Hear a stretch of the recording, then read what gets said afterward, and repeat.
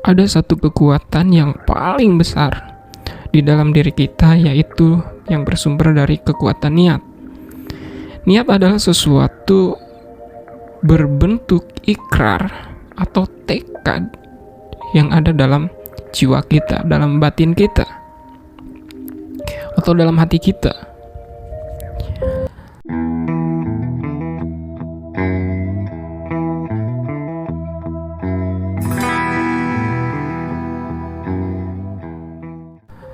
Untuk menjawab ini, saya akan dimulai dari kasus di agama saya. Yaitu dalam agama saya, bahwa yang membedakan antara ibadah satu dengan yang lainnya ada pada niatnya. Misalkan sholat. Sholat ini kan ada 5 waktu. Zuhur, asar, maghrib, isya, subuh, belum termasuk yang sunnah-sunnahnya. Itu kan secara bacaannya sama, gerakannya sama, bahkan rakaatnya ada yang sama, kayak asar sama zuhur 4 rakaat. Nah, untuk membedakan ini, itu dari mana? Yaitu dari niatnya. Niat ini ternyata punya keistimewaan tersendiri.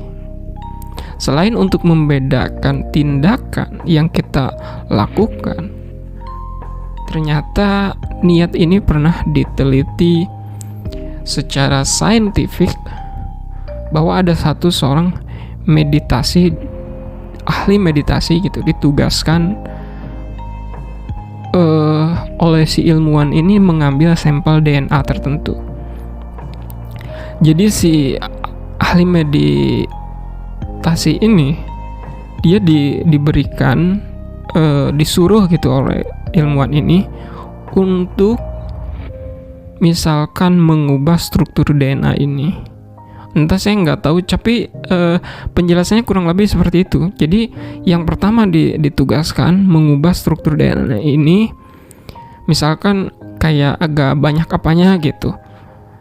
Nah, dikerjakanlah oleh seorang ahli meditasi ini dengan niat, yaitu tujuannya misalkan menyatukan pikiran dengan kekuatan pikiran, kekuatan emosi, ketenangan, dan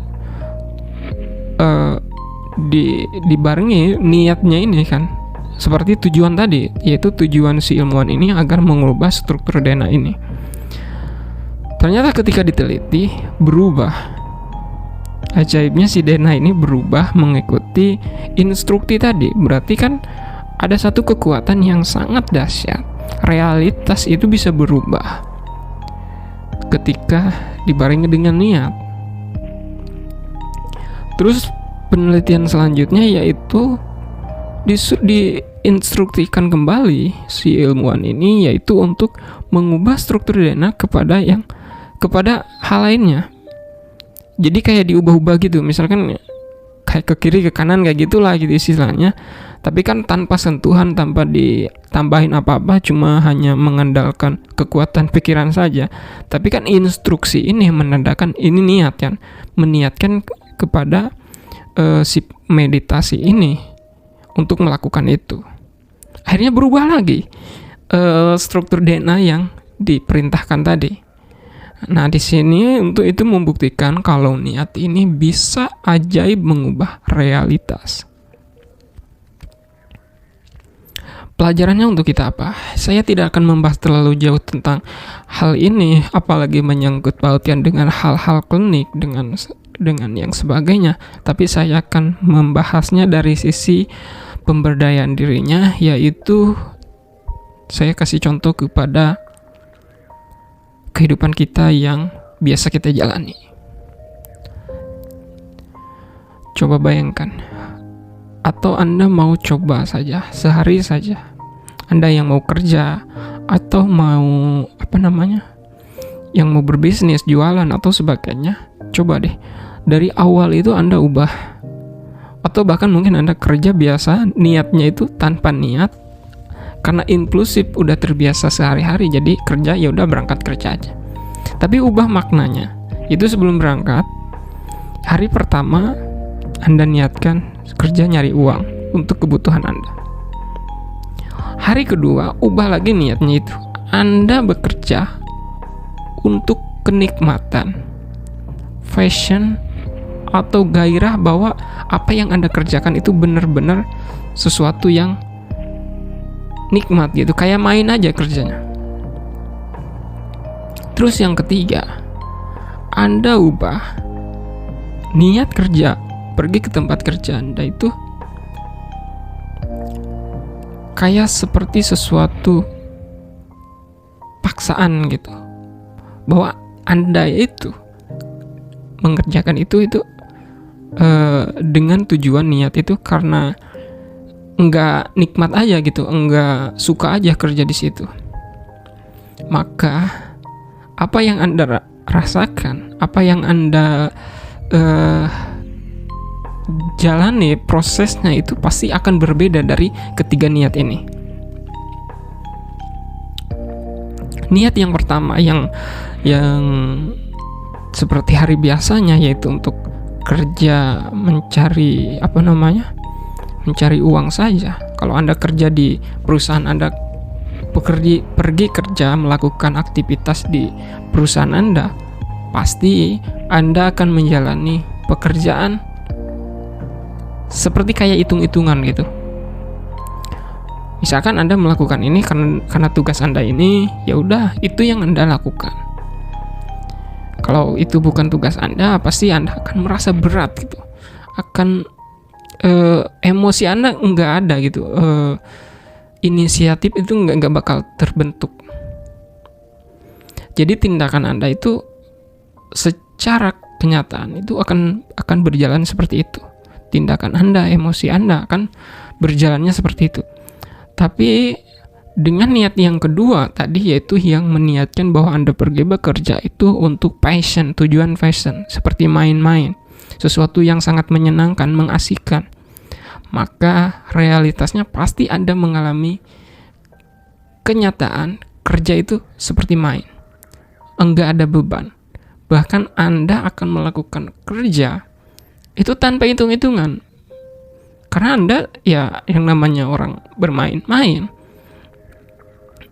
walaupun berat itu kan tetap dijalani kan. Lihat orang yang bermain-main itu kan dikejar-kejar, banting jatuh, itu kan enggak terasa sakit gitu. Jadi kekuatan niat, kekuatan makna gitu, hanya dengan kekuatan makna itu akan mengubah tindakan kita.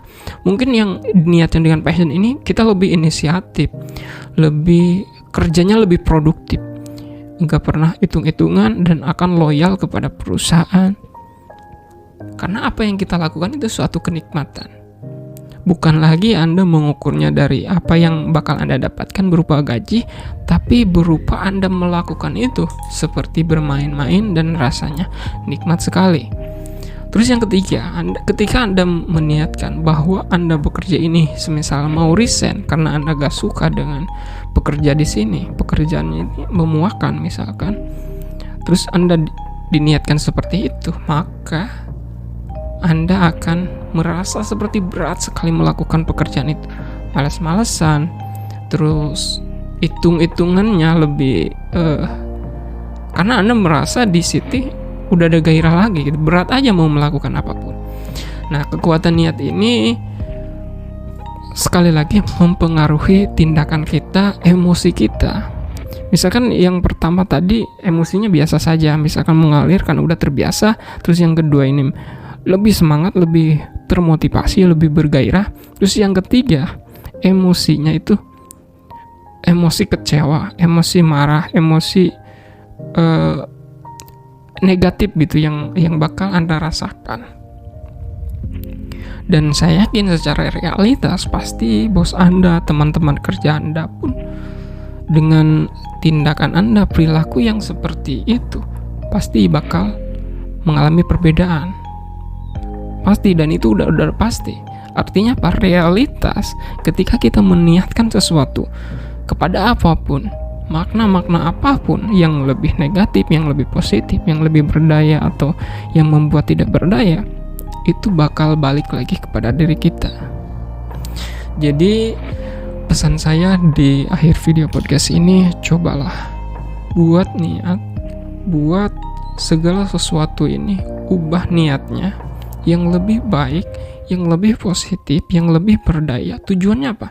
Agar meringankan tindakan kita. Proses-proses yang bakal kita jalani menjadi ringan, menjadi nyaman, dan menjadi bahagia. Dan tentunya itu juga membawa dampak efek kepada kebahagiaan dan kualitas emosi diri kita. Kalau kita dalam menjalani hidup, dalam mengerjakan sesuatu yang kita kerjakan itu lebih happy, lebih bahagia, tentu kan dampaknya banyak sekali yang bakal kita dapatkan. Demikian video podcastnya, sampai jumpa di video podcast selanjutnya.